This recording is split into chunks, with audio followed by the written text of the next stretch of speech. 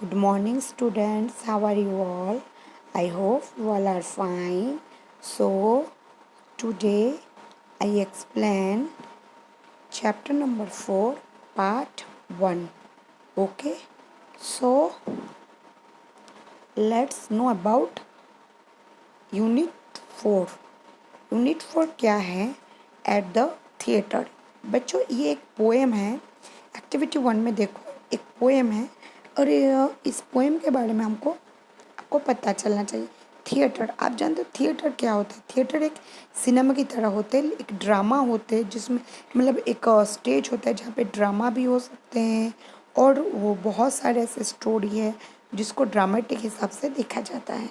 तो ये eight the theatre, जैसे इसमें क्या होता है, कंटिन्यू जो होता है प्ले होती है वो स्टोरी.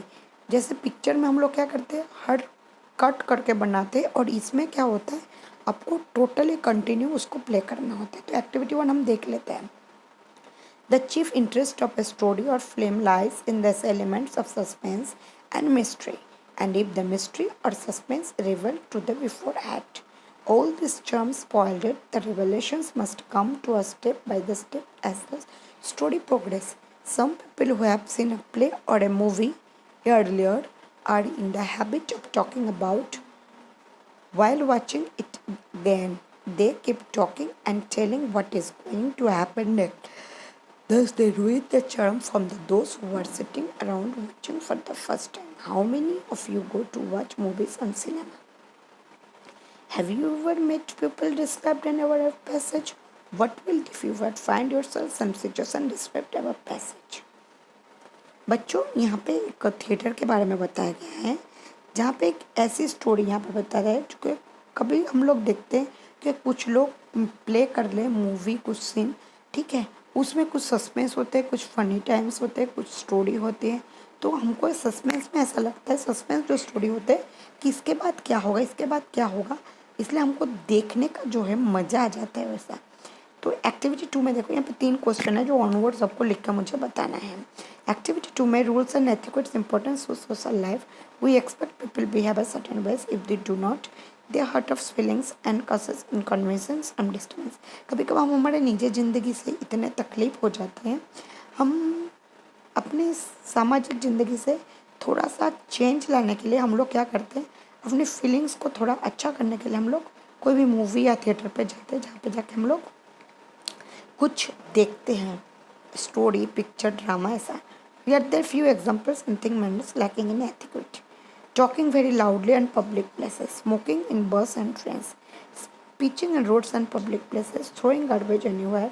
कुछ ऐसे एथिक्वेट है जो हमको नहीं करना चाहिए, जैसे कि लाउडली पब्लिक प्लेस में नहीं बोलना चाहिए, बस ट्रेन में स्मोक नहीं करना चाहिए, रोड में पब्लिक प्लेस में थूकना नहीं चाहिए, गार्बेज मतलब कचरा कभी भी यहाँ वहाँ नहीं फेंकना चाहिए, एंटरिंग समबडी परमिशन परमिशन, किसी को पास जाने के लिए हमको परमिशन लेना जरूरत, विदाउट परमिशन हम नहीं जा सकते.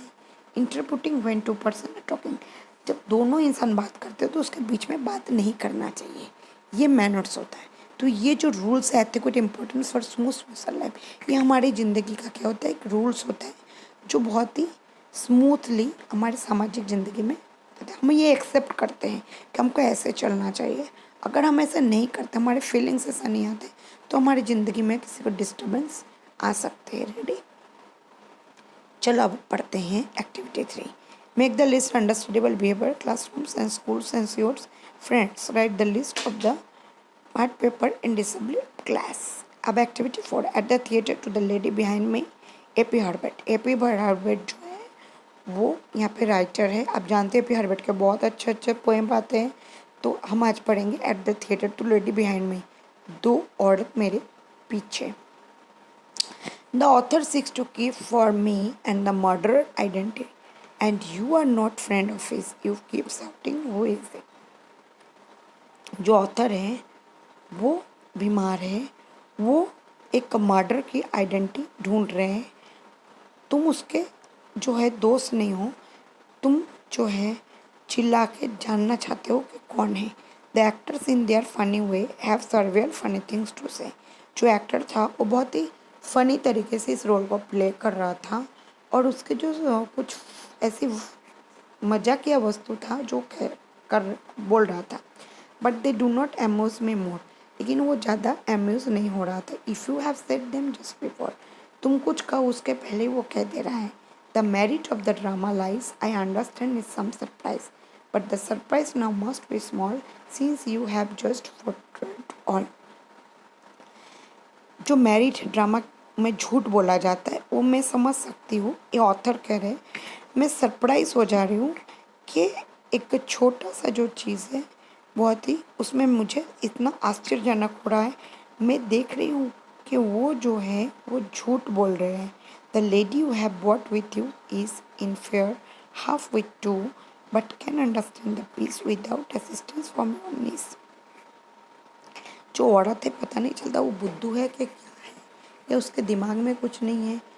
मैं समझ सकती हूँ कि वो जो है उसकी रोल बहुत अच्छे से अदा कर रही है। In short for women it would suit me just well if you are mute. In fact वो क्यों चुप बैठी है, जो कम दिमागी औरत है वो क्यों चुप बैठी है, वो जान के भी कुछ नहीं बोल सकती इस घटना के बारे में। To make many meaning plan I trust, मुझे लगता है इस अर्थ में एक प्लान कोई बना हुआ है, मैं विश्वास करता हूँ। You will not speak again, कि तुम इसके बारे में दूसरी बार नहीं कहोगे। तो जो है ये एक ऐसा स्टोरी है जहाँ पे मतलब एक ड्रामा वो देखने जाते हैं, उसके पीछे दो औरत जो है पीठे बात कर रहे हैं, और यहाँ पे जो ड्रामा चल रहा है उसमें एक मर्डर के आइडेंटिफिकेशन होते हैं। जो आइडेंटिफिकेशन मतलब जिसके दौरान इसको पता चलता है कि उसको किसने मारा है। ऑथर इसमें बताना चाहते हैं कि वो जो है वो खुद अपने भावनाओं को यहाँ पर रख रहे हैं कि मैं देखने गया था कि वो औरत वो बुद्धू है कि उसके दिमाग नहीं है, वो सब कुछ जान के भी क्यों चुप है। ये सोच के मैं आश्चर्य जा रहा हूँ, मैं समझ रहा हूँ कि वो क्यों नहीं बोल रही। और जो उसका कैरेक्टर है वो उसमें जो एक्टर रोल प्ले कर रहे हैं वो बहुत फनी तरीके से इस रोल को प्ले कर रहे हैं। तो बेटा यहाँ पे जो है इस पोएम को आपको 2 टाइम्स लिखना है, और इसका एक्टिविटी 1, एक्टिविटी 2 एंड एक्टिविटी 3 आपको होमवर्क में मुझे करके बताना है। साथ साथ इसके ग्लोसरी वर्ड्स जो है वो भी आपको मुझे होमवर्क में करके बताना है। So students, good bye all, take care yourself, stay safe, stay